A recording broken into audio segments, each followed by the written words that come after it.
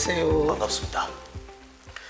네, 먼저 의원님께서 오늘 피력하시고 싶으신 의견을 이제 간략하게나마 말씀해 주실 수 있겠습니까? 논란이 될 수 있는 발언이겠지만 셧다운제는 제가 원하던 식으로 사용되지 못했습니다. 당초 도입을 막을 수 있었던 법안임에도 불구하고 게임업계의 비협조가 자초한 법안이라고 말을 하고 싶습니다. 저는 셧다운제 도입을 막기 위해 최선의 노력을 했습니다. 업계 스스로 눈에 띌 만한 조치를 취하면 셧다운제 도입할 필요가 없다고 의원실을 통해서 2006년도에 공식적으로 밝힌 적도 있습니다. 이 점은 차차 진행해 가면서 좀 더 자세히 말씀을 드리겠습니다. 오늘 저는 셧다운제가 우리나라 게임 발전을 해쳤다는 그 주장에 대해서 쓴소리를 해보려고 합니다. 네, 이제 최근 들어 마인크래프트 사건 등으로 인해 셧다운제가 다시 재조명된 가운데 셧다운제 때문에 우리 게임 산업의 발전이 저해되었다는 주장들이 이제 다시 나오고 있는데 이에 대해서 의견이 있으십니까? 게임 업계나 그를 둘러싼 협회, 또 그들과 유착된 일부 정치인, 언론계의 주장일 뿐입니다. 우리 게임 산업은 셧다운제 시행 후로도 규모 면에서는 계속 성장해 왔고 그들이 그런 주장을 하는 데는 다른 속셈이 있습니다. 네, 폐지 주장을 하는 이제 다른 모티브가 있다는 말씀이신지요? 지금 게임업계의 사활은 사행성 게임을 유지하느냐 못하느냐에 달려 있습니다.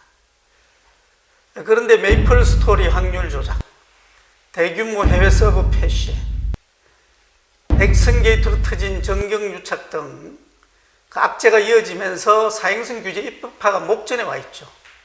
업계들은 극에 달한 유저들의 불만을 무마하고 확률 공개로 좁혀져 오는 정치권과 여론의 관심을 다른 데로 돌리기 위해서 이 사문화된 셧다운제를 소환하고 있습니다.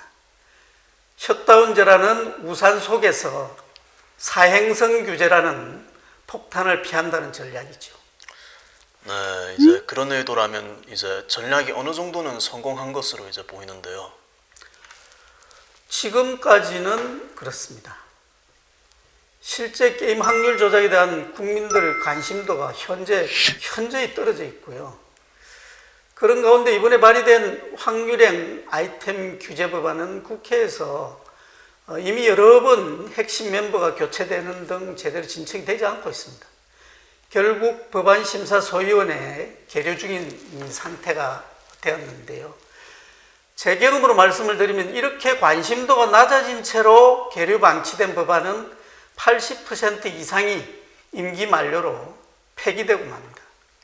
네, 이제 인터넷에서는 이번에 확률 공개 법안이 꼭 통과돼서 유저들을 보호되어야 한다는 말이 많은데요. 임기까지는 아직 시간이 많이 남아 있는데 또 이제 사장이 될까요?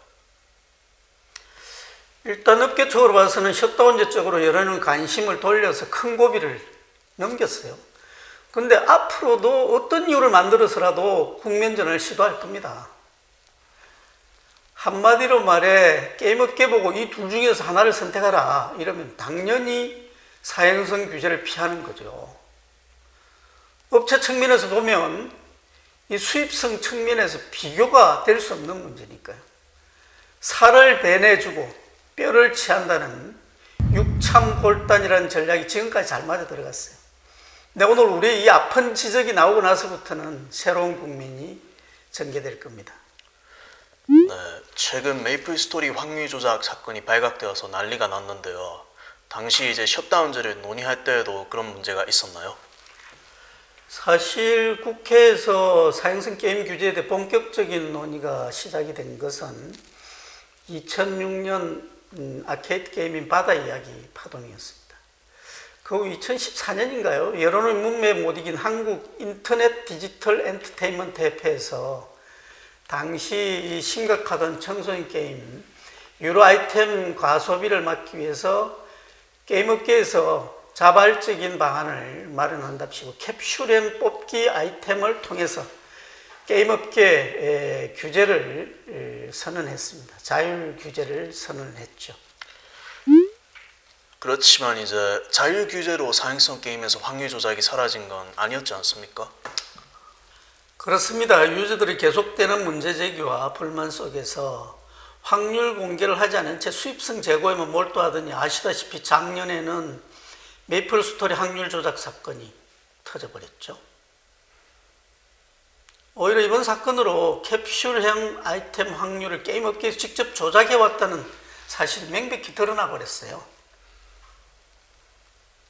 청소년들을 보호한답시고 게임 업계에서 내놓은 그 방안이 얼마나 유저들을 심각하게 착취해왔고 게임의 사행성 구조를 부추겼는지 확인이 되었습니다. 또 올 들어 게임 업계의 연쇄 파동까지 벌어지지 않았습니까? 정경유착이 그 배경이라는 지적입니다. 네, 굉장히 위험한 지적이신데요. 게임 업계에도 이제 정경유착이 있었다는 이제 말씀이십니까? 2015년 전부터 시작된 넥슨 게이트가 대표적인 사례죠. 정치인들이 해패 측에 가까운 단체장을 맡고 정관계 게임업체의 주식 등락에 관한 정보를 사전에 주어서 관리한다, 이런 소문이 파다했죠. 제가 아는 분들도 몇 분 그거 있어요. 결과적으로 100억대 주식 차익을 취득한 검사장이 구속이 되고 청와대 수석비서관이 e스포츠 관련 수뢰 혐의로 재판을 받는 사건이 터졌습니다. 자율 규제의 장막 뒤에 숨어있던 우리 게임업계 정경유착의 흑역사입니다. 네, 결국 이러한 정경유착 때문에 확률 조작 등의 사행성을 규제하는 법안이 통과되지 못했다, 이런 이제 주장이신가요? 그렇습니다. 국회나 이 정부의 분위기가 이렇다 보니까 청소년들에게 아이템 구매의 한도를 묶은 것 말고는 사행성 규제의 진척이 전혀 없었어요. 그리고 또 현재 국회에 계류된 법안도 그 내용을 보니까 미진하기 아주 짝이 없는데 확률을 표시하는 형태로 공개를 하고 피해자를 구제한다, 뭐 이 두루뭉실 그 정도 되더라고요. 그런데 근본적인 사행성 규제를 위해서는 업체들이 국가에 직접 게임 확률을 신고해야 됩니다. 그리고 관계기관이 이를 모니터링 해야 되고요. 조작이 된 경우에는 처벌과 동시에 그 이익을 몰수해야 되고 손해배상 금액 이상의 징벌적 손해배상이 따라가야 됩니다. 이렇게 하면 누가 조작을 하겠어요? 네, 그렇다면 그때도 그랬으면은 이제 2005년 법안을 처음 준비하면서도 셧다운제와 사행성을 함께 다루셨겠군요. 물론입니다. 우리가 법률을 준비하던 그 당시에도 사행성 문제가 심각했죠. 당시 대규모 사행성 아케이드 게임들을 시작으로 리니지, 아스가르드, 메이플 스토리, 바람의 나라 등등이 그런 범주에 들어갔죠. 그리고 유저들 사이에서는 돈선이나 페이투윈이라는 그런 비아냥 워딩이 거론될 정도로 문제가 심각했죠.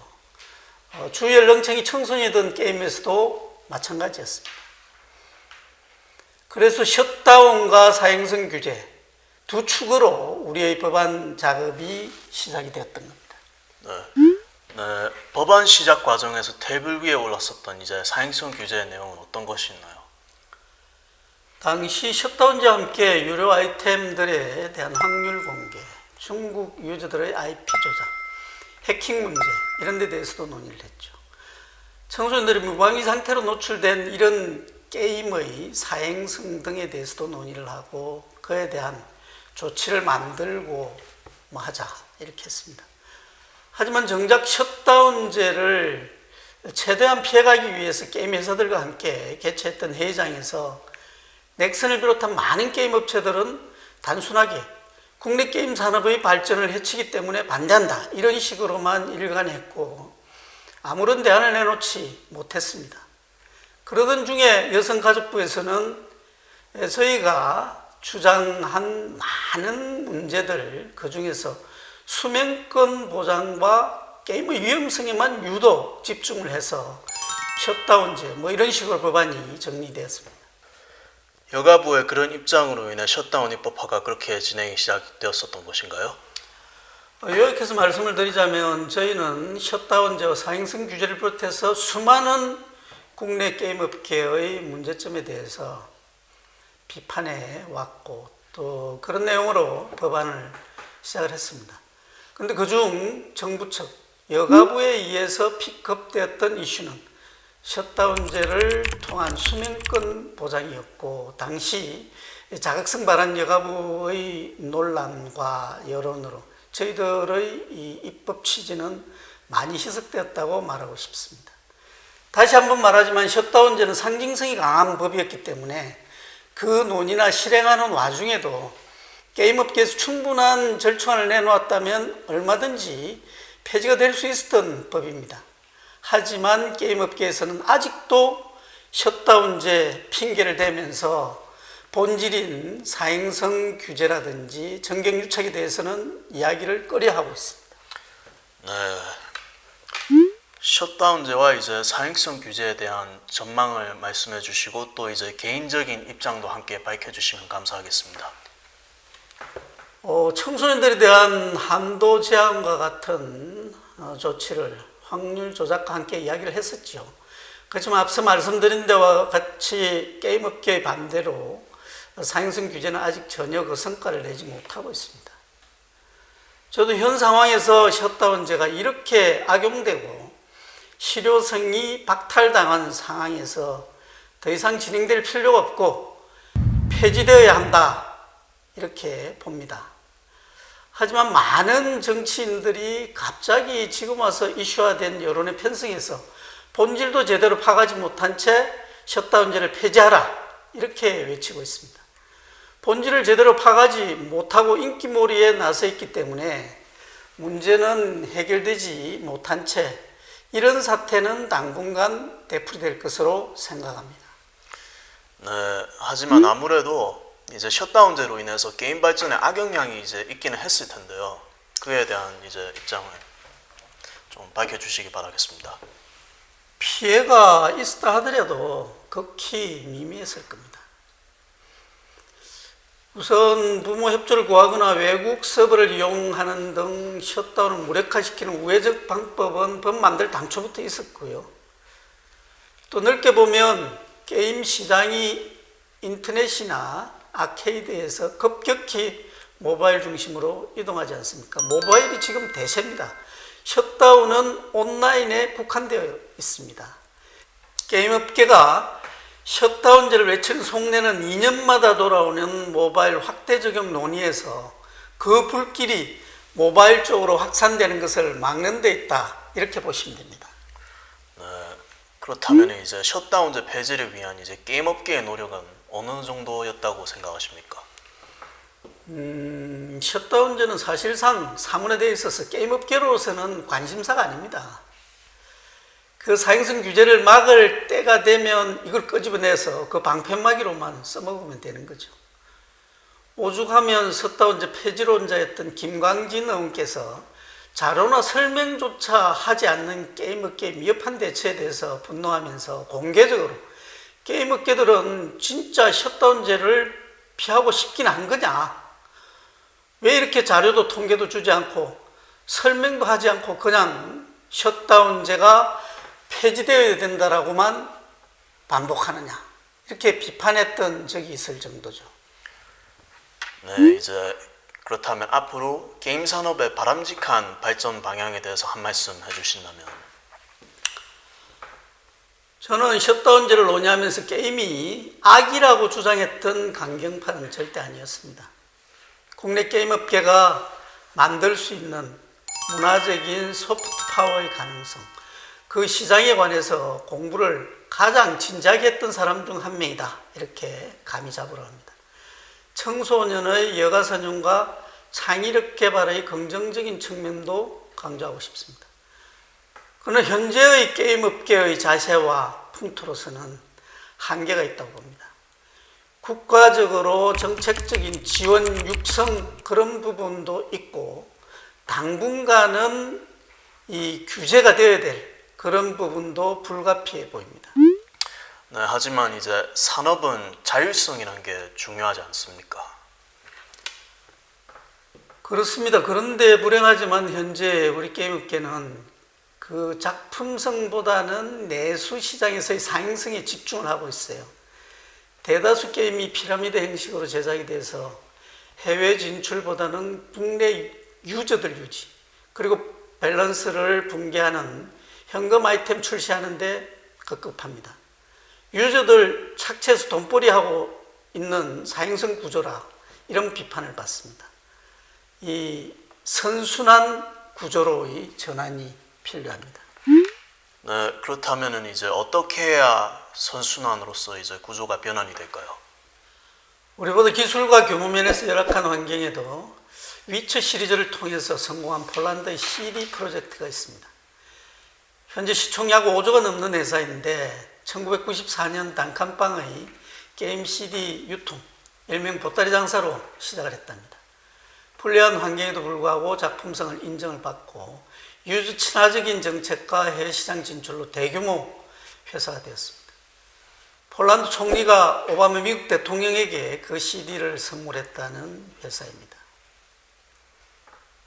저는 현재 게임 산업의 미래를 독창적 작품성을 많이 가진 인디 게임 개발자로 보고 있습니다.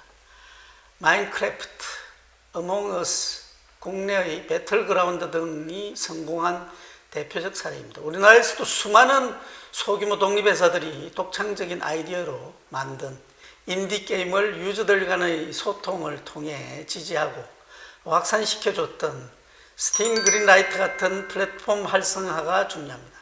현재 문 닫은 상태로 많은 국내 인디 개발업자들이 자신들의 작품을 선보일 기회를 잃고 있습니다. 우리의 안타까운 현실입니다, 이게.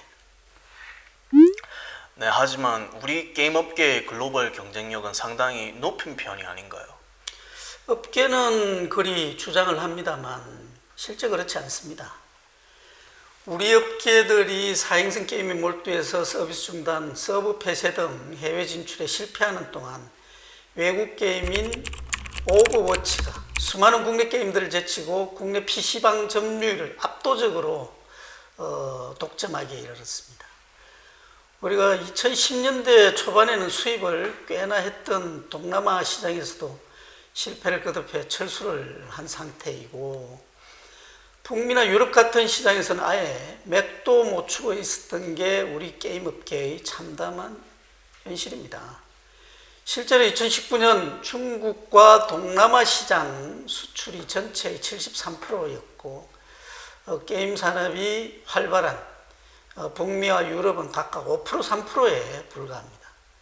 국내 게임의 이런 악순환 구조는 2021년 게임 연쇄 파동 등으로 드디어 한계에 봉착했어요. 업계가 이런 고질적 병폐화 문제를 고치지 않고 더 이상 책임을 셧다운제에 전가해서는 안 됩니다. 네, 그렇다면 이런 글로벌 시장 경쟁력을 높이는 방안은 무엇이라고 생각하십니까? 앤디 워홀의 팩토리와 같은 스튜디오를 제작을 해서 정부 차원에서 인디게임 개발자들을 지원해야 합니다. 현재 스팀 그린라이트가 폐지된 상황에서 국내 많은 인디게임 개발업자들은 플랫폼 지원이 필요한 상태입니다. 하지만 국내 게임업계의 지스타와 같은 플랫폼들은 현재 중국 자본의 대거 투입과 넥슨, NC, 넷마블과 같은 대규모 업계 위주로 돌아가고 있는 상태로 변해버렸습니다. 인디게임 업체들을 지원한다는 그 본질을 잃게 되었고, 그 특유의 정경유착으로 인해서 인디게임 개발자들이 독창적인 아이디어를 선보일 기회가 많이 없습니다. 네, 그럼 앞으로 이제 게임 업계들은 어떻게 해야 할까요? 자본 규모, 기술 면에서 열악한 환경을 가진 폴란드도 게임 불모지에서 그 나라의 자랑으로 여길 만큼 게임 산업이 발달했고요. 서양 시장뿐만 아니라 베트남도 플래피 버드와 같은 독창적인 아이디어를 가진 모바일 게임을 통해서 전 세계 1위를 차지했습니다. 우리나라는 외국의 마인크래프트, 폴아웃, 어쌔신 크리드와 같은 독창적인 프랜차이즈 시리즈들을 출시할 수 있는 인프라와 능력이 충분히 존재합니다. 이제 제도나 남을 탓하지 말고 외국 마켓 니즈들의 성향을 파악하고 인디 개발자들을 지원하는 국가적 경연이나 스튜디오를 만들고 플랫폼을 활성화시키는 그런 방안을 마련해서 그들을 지원하는 것이 필요합니다. 네, 마지막으로 이제 게임 업계에 대해서 한마디 하신다면. 게임 업계는 자신들을 비롯한 모든 멀티미디어 문화들을 그 규범으로 삼아야 합니다. 자신들이 맞춰놓은 틀 안에서 과금 소비하는 유저들을 자신들의 캐시카우 마냥 무시하고 착취하는 것보다는 확실하게 유저들의 니즈를 파악해서 그 게임이 가져올 문화적 영향에 대해서 진지하게 고민하고 노력할 때가 됐습니다. 게임 산업의 지속 가능한 발전과 건전한 생태계 조성을 위해서 게임 업계의 과감한 방향 전환과 혁신을 주문합니다. 네, 오늘 말씀 감사합니다. 감사합니다.